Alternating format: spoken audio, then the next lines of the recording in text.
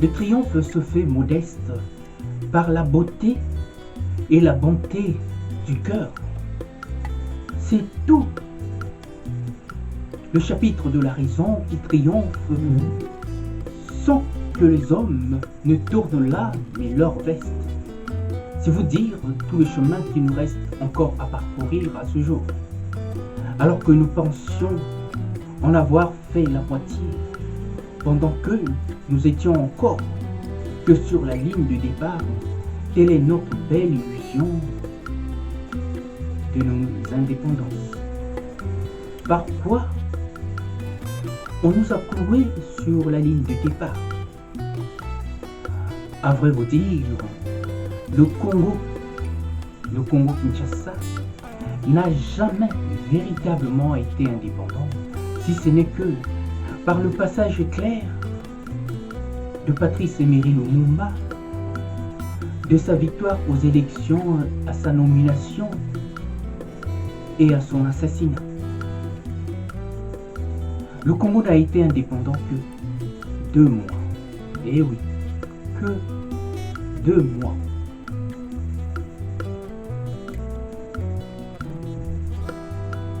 Le reste n'a été qu'un jeu de piste truffé de balivernes, où le tiraillement était tel que la néocolonisation s'était enracinée à la tête de nos institutions, mais dans une guerre entre les grandes puissances et plus particulièrement entre l'Est et l'Ouest à travers leurs pays satellites, et en l'occurrence le Congo-Brazzaville pro-communiste et le Congo-Zaïre du petit papa maréchal pro-occidental. Un rideau de fer dans un été brouillard de l'embrouille s'abattait sur le fleuve Congo, laissant au peuple de deux rives l'illusion d'une indépendance acquise, alors qu'ils étaient pieds et poings liés dans une dépendance sommée totale. Telle est l'extraordinaire vérité de notre cauchemar.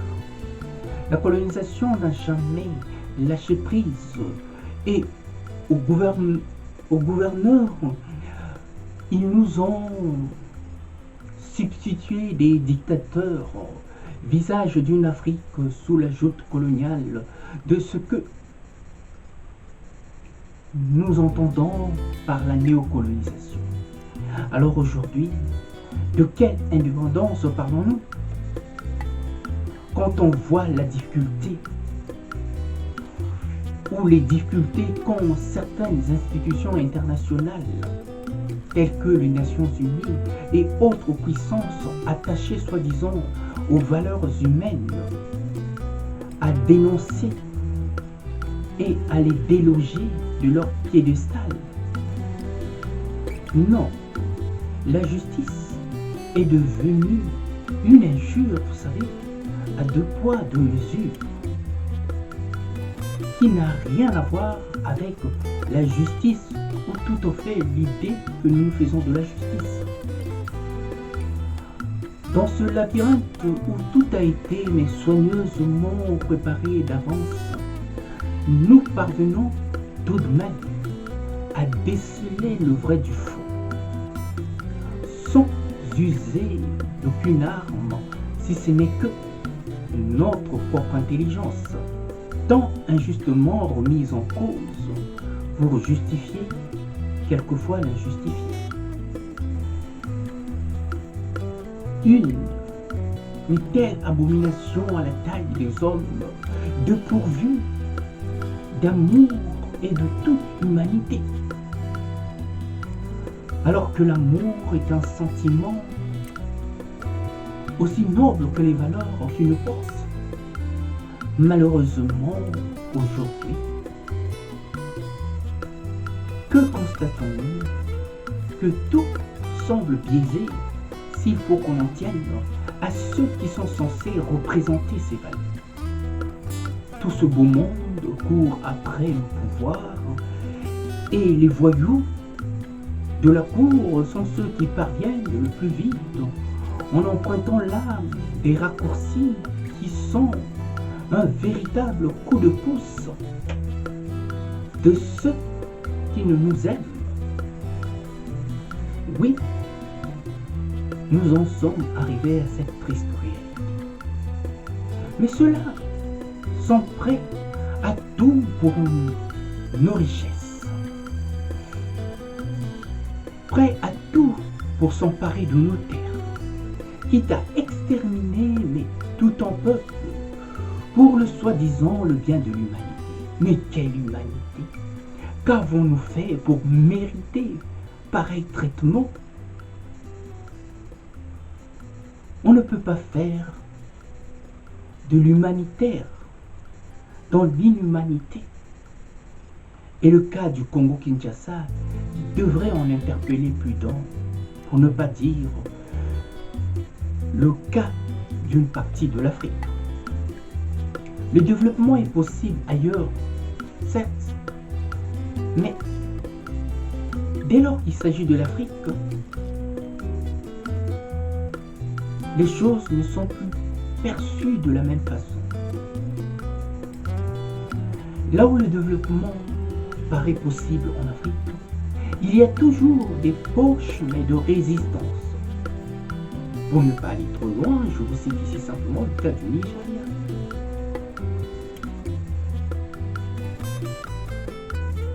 On voit le boom économique, mais on voit aussi le revers de la médaille. Oui, le monde peut vivre en paix, si telle est la volonté des hommes. Mais à voir de plus près, nous constatons que certains hommes s'y opposent au nom de leurs prétendus intérêts qui vont souvent mais à l'encontre de toute notion de bon sens qui tend à l'apaisement de l'humanité. Donc, ils ne sont meilleurs que dans le mal, dans la menace, dans la déstabilisation et dans la projection d'un monde incertain, d'où leur leadership. Je crois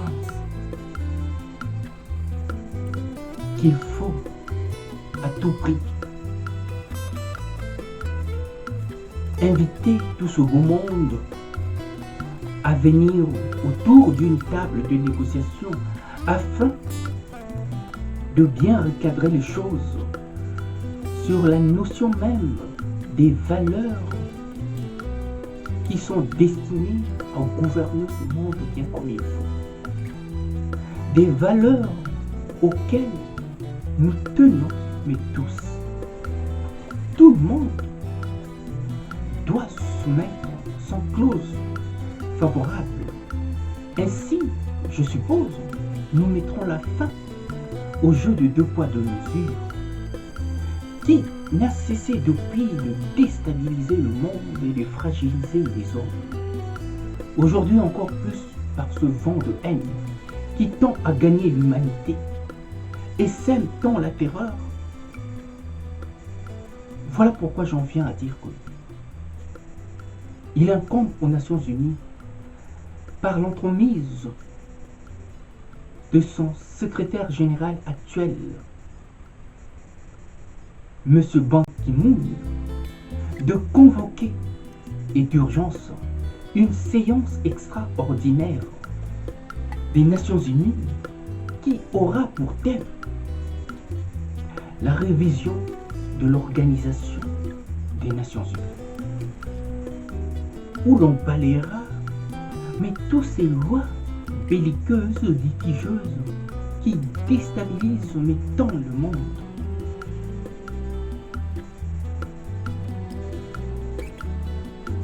Et par là seront conviés tous les chefs d'État en exercice. Seul moyen de couper court à toute cette vague de violence et de malentendus qui donne là, mais du grain à moudre, à toutes sortes d'organisations pour toutes sortes de croisades qui déstabilisent tant le monde et fragilisent là les hommes. Et par cette même occasion, de surcroît, renforcer le statut des Nations Unies. Et comment? En prélevant simplement dans chaque budget annuel de chaque État membre un pourcentage bien défini pour tous. À bon entendeur, salut.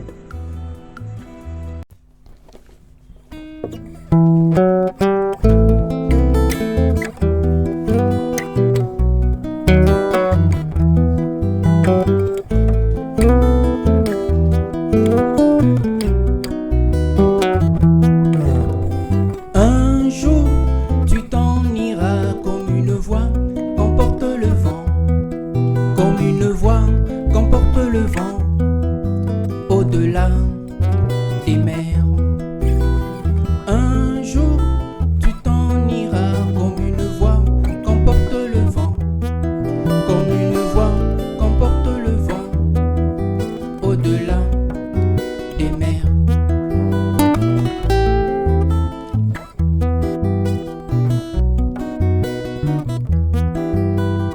Une voix, sans foi, une loi, sans toi, mais une foi, sans loi, pour une fois, sans toi, mais une foi, qui cherche sa voie par la croix, mais une foi, sans loi, pour une fois, sans toi, mais une foi, qui cherche à savoir. Plus de droit, de roi, ni de mots, de bourgeois, que des mélopées d'amour pour assouvir ma passion. Telle est ma plus belle hymne d'amour. Que des mélopées d'amour pour assouvir ma passion. Telle est ma